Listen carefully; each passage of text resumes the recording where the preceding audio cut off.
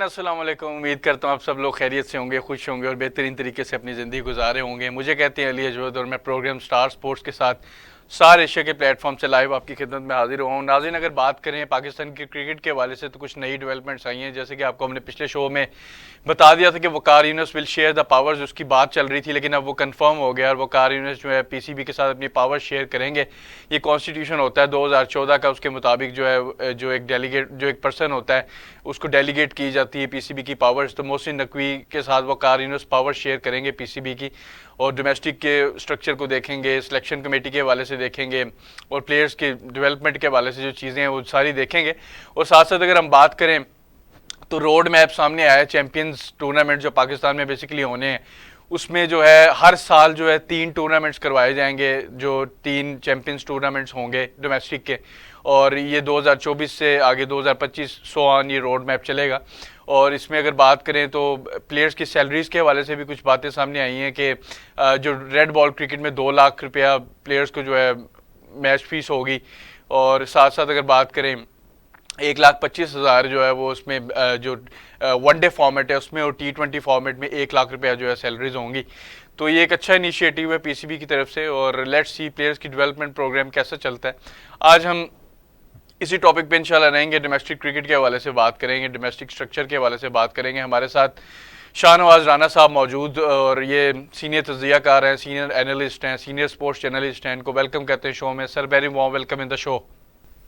बहुत शुक्रिया जी, thank you very much. Sir, सबसे पहले ये बताइएगा, सबसे पहला जो क्वेश्चन आपसे करने जा रहा हूँ वो तो ये है कि वकार यूनुस ने, आपको पता है 2014 का कॉन्स्टिट्यूशन है, उसके मुताबिक जो है पीसीबी के साथ डेलीगेट कर सकते हैं पावर्स को, पावर शेयर कर सकते हैं। तो वकार यूनुस को बेसिकली इन्होंने चुना है इस सौदे के लिए कि पीसीबी के साथ पावर शेयर करें, डोमेस्टिक स्ट्रक्चर देखें, दीगर चीज़ें देखें, सिलेक्शन के हवाले से देखें, टीम मैनेजमेंट देखें। तो आपको ये पर्सनली कैसा लगता है? क्योंकि माजी में अगर देखा जाए तो वकार यूनुस के साथ आपको पता है प्लेयर्स की कुछ अनबन रही हैं, लेकिन स्टिल ये फैसला आपको दुरुस्त लगता है या आपको इस पर तहफ़्फ़ुज़ात मौजूद हैं?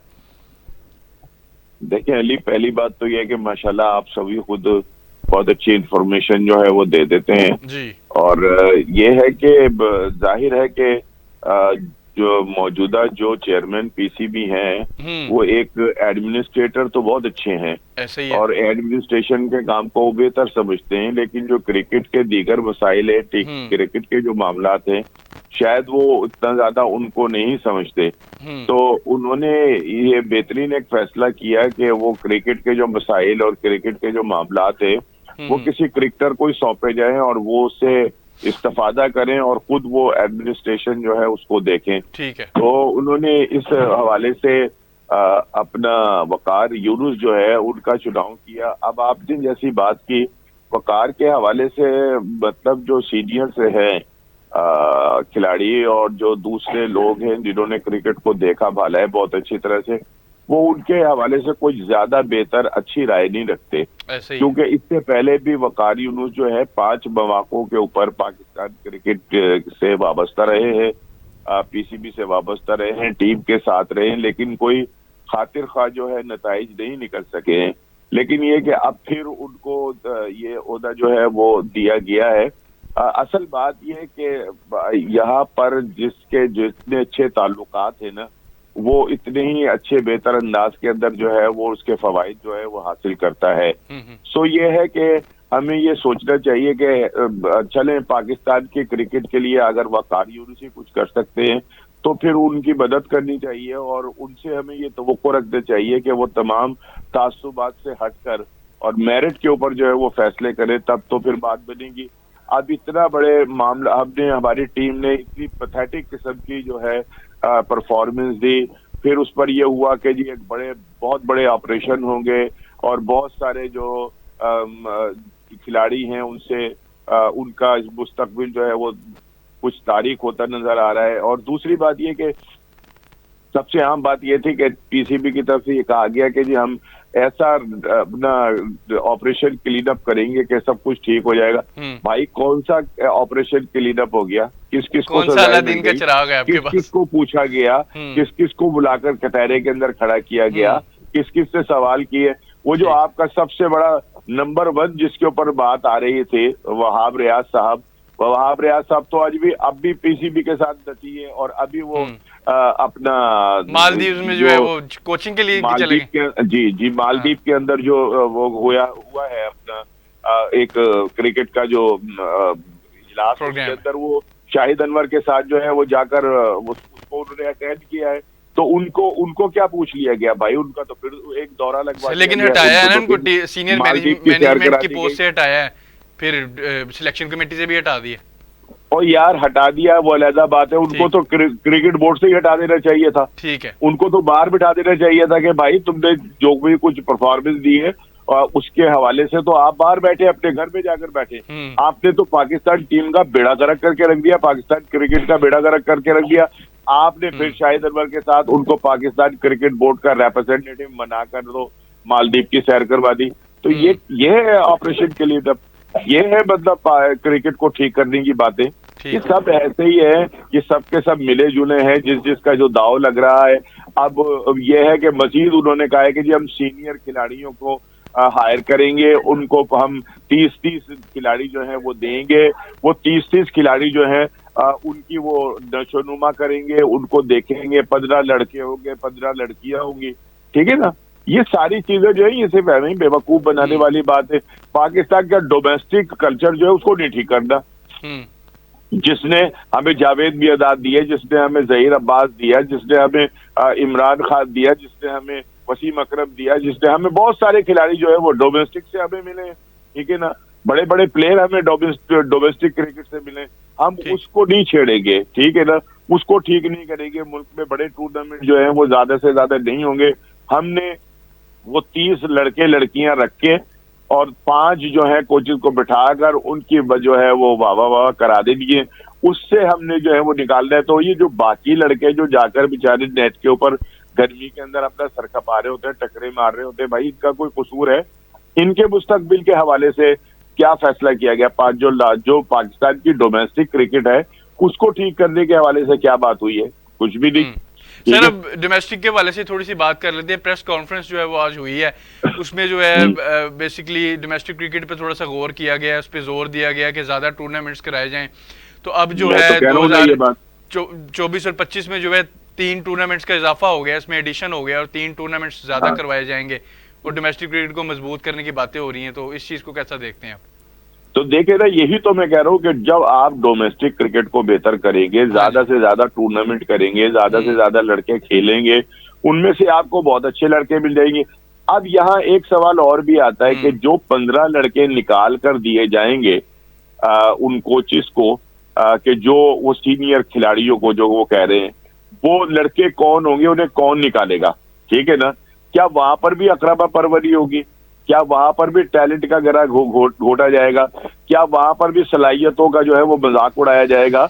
या वो लड़के जो है वो अपनी सलाहियतों, अपने टैलेंट की बुनियाद के ऊपर जो है वो उसमें 15 लड़के जो है उनकी सिलेक्शन होगी? यहाँ ये भी बात जो है अब एक सवाल बन जाता है कि उनकी सिलेक्शन का मेयार क्या होगा, उनको कैसे निकाला जाएगा? ठीक है ना। ये भी एक वो मतलब ये कि अगर ऐसा भी होने लगा है तो कम से कम इसमें इन चीजों का ख्याल रखा जाए कि वो लड़के जो बासलाहियत हैं, जो पाकिस्तान टीम का असासा बन सकते हैं, जो पाकिस्तान क्रिकेट का असासा बन सकते हैं, हम उनको चूज करें और उनकी नशोनुमा जो है करें। लेकिन अगर वहां पर भी कोई भांजे, भतीजे, चाचे, मामे, ताए ये सब इकट्ठे होना शुरू हो गए तो फिर होगा वही नतीजा जो अब नतीजा निकला है। और मैं ये समझता हूँ कि जितनी बुरी परफॉर्मेंस जो है पिछले दिनों दी गई है पाकिस्तान टीम ने, अगर उसके ऊपर कोई काम नहीं ना हुआ तो ये जो है ये क्रिकेट का जो स्ट्रक्चर है वो ठीक नहीं हो सकता। ये सब अहमी कि यहाँ पर बैठकर सिर्फ आप प्रेस कॉन्फ्रेंस कर करके लोगों को सुनाते जाएं। मैं तो ये सवाल करता अगर उस कॉन्फ्रेंस में बैठा होता कि सर ये बताइए कि वो जो आपने जो कहा था कि जी हम ऐसा ऑपरेशन करने लगे कि जो जितने गले सड़े जिस्म के हिस्से उन सबको बाहर निकाल के फेंक देंगे। बताइए इसके साथ क्या हुआ? कौन सा गला सड़ा हिस्सा जो है आपने निकाल कर बाहर फेंका? वो तो सबके सब अपनी जगह के ऊपर दददनाते फिर रहे। उनको तो कोई हटाने वाला ही नहीं है, उनको तो कोई निकालने वाले ना। कप्तान से कोई बुलाकर बिठाकर बात की गई, ना जनाब अली चीफ कोच को बुलाकर बिठाकर बात की गई, ना जो मैनेजर साहब बनकर गए थे उनसे बिठाकर बात की गई। वहां पर वो लोग बुल्ले लूटते रहे, अमेरिका के अंदर सैर सपाटे करते रहे, पाकिस्तान में आके फिर वही है जो है, जो मतलब सब कुछ था सब वो वहीं का वहीं है। अच्छा, प्लेयर्स के हवाले से थोड़ी सी ये भी बताइएगा कि हम जो देखते हैं पाकिस्तान में जब क्रिकेट होती है तो डोमेस्टिक क्रिकेट बेशक मैचेस ज़्यादा हो जाएं लेकिन पिचेस क्रिकेटिंग लैंग्वेज में बड़ी रफ एंड टफ होती हैं। अगर देखा जाए बड़ी सिंपल टू सिंपल पिचेस होती हैं। अगर उस पर देखें तो बॉलर्स को कोई उस तरीके से मदद नहीं मिल रही होती और बैट्समैन के बल्ले पे तो फिर बॉल आना ही है, वहाँ पे आप स्कोर कर लेते हैं। लेकिन जब इंटरनेशनल क्रिकेट में आप आते हैं वहाँ पे जब आपने ऑस्ट्रेलिया की विकेट्स पे खेलना होता है, आपने इंग्लैंड की विकेट्स पे खेलना होता है, न्यूजीलैंड खेलना होता है, तो फिर बड़ा डिफरेंट एटमॉस्फेयर होता है। तो आप क्या पर्सनली बिलीव करते हैं कि पाकिस्तान में पिचेस जो है वो भी बेहतर होनी चाहिए, क्यूरेटर्स को भी ज़्यादा मेहनत करनी चाहिए ताकि अच्छी पिचेस बनाएं और बैट्समैन बॉलर्स दोनों को फेवर मिले और बेहतर प्लेयर सामने आए? देखिए अली, आपने तो बहुत अच्छी बात की है। मैं ये बात करने लगा था कि डोमेस्टिक क्रिकेट का कल्चर जो है उसको तब्दील करने के लिए आपको विकेटें जो है उस मयार की बनानी पड़ेंगी जिस मयार की क्रिकेट पूरी दुनिया के अंदर हो रही है। ठीक है ना? आपको बॉल वो इस्तेमाल करवाना पड़ेगा डोमेस्टिक क्रिकेट के अंदर जो इंटरनेशनल लेवल के ऊपर जो है वो इस्तेमाल हो रहा है। ठीक है ना? ना हमारे खिलाड़ियों को वो बॉल दिया जाता है। ठीक है ना? कोको बोरा तो शायद कोको बोरा से भी आगे चली गई है बात। अब तो कोको बोरा तो बहरहाल है। ठीक है ना? और ना ही उस लेवल की हमारी विकेटें हैं। हमारी विकेटों का तो हाल ही है कि उनको तो ढकने का इंतजाम नहीं है। अगर तेज बारिश आ जाए तो वो तो वहां पर वैसे गारा बनती है। ठीक है ना?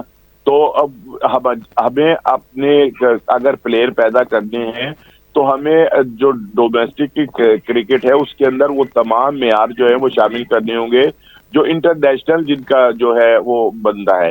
ठीक है ना? बिल्कुल आपने ठीक कहा कि हमारी विकेटें बहुत अच्छी होनी चाहिए।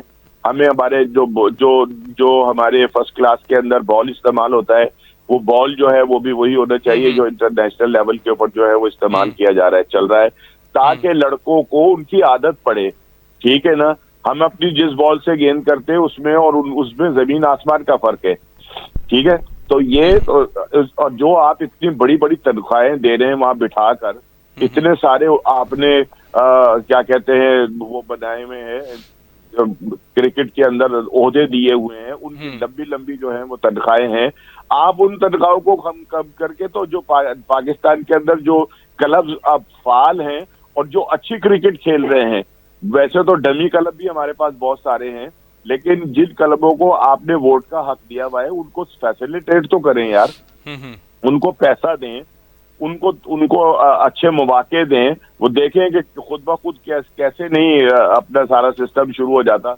लाहौर में 2 टूर्नामेंट हुआ करते थे जब मैंने भी क्रिकेट खेली है, डके शमसी और एक और था टूर्नामेंट बड़ा मशहूर, उसमें सारे प्लेयर आकर खेलते थे और उसी से जो था वो निकलता था।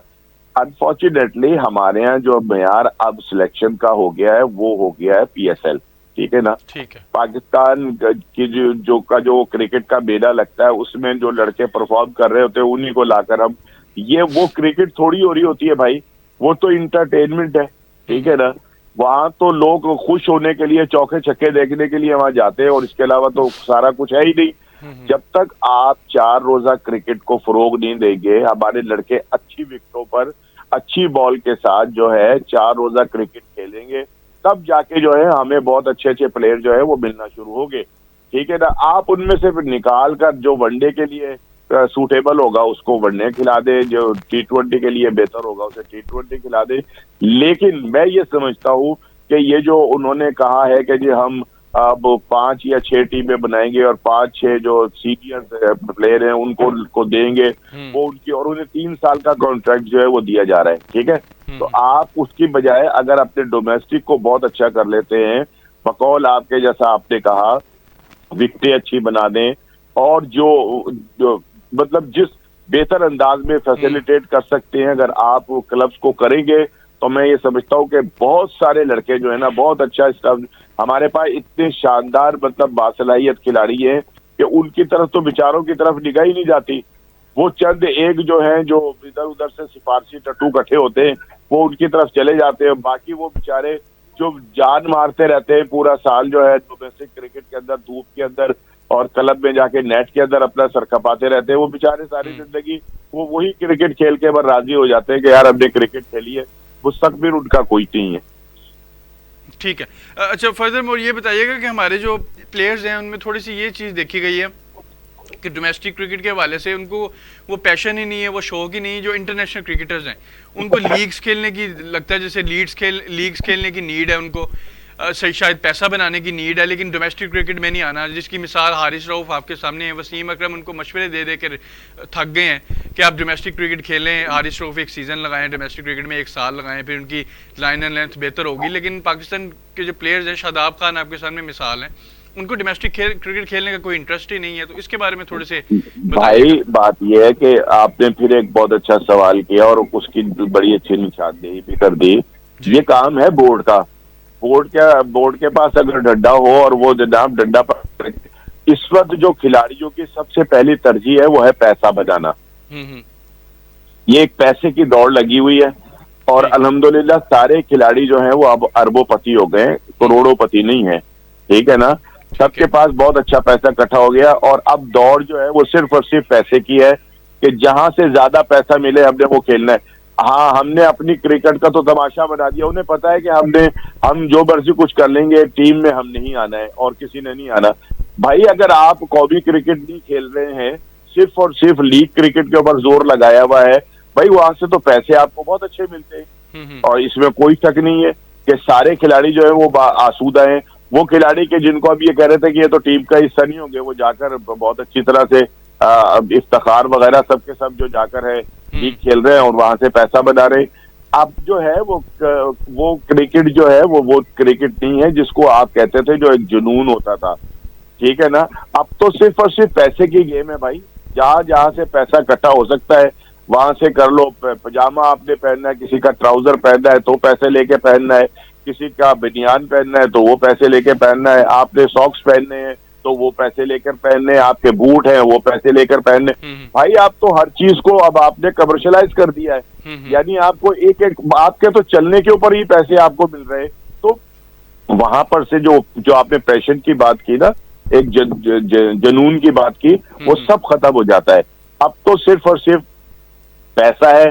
वो लोग जो 5-5 मरले के 4-4 मरले के मकान के अंदर रहते थे, अब उनकी डिफेंस के अंदर 2-2 3-3 किनाल की कोठियां हैं, जबरदस्त तरीके की जिंदगी वो गुजार रहे, ठीक है। तो भाई उनको क्या जरूरत है जज्बों की और कौमी अहमियत की और कौम के पूरे 27 करोड़ आवाम के जज्बात की? कुछ नहीं, पैसा पैसा और पैसा। ठीक है, ठीक है।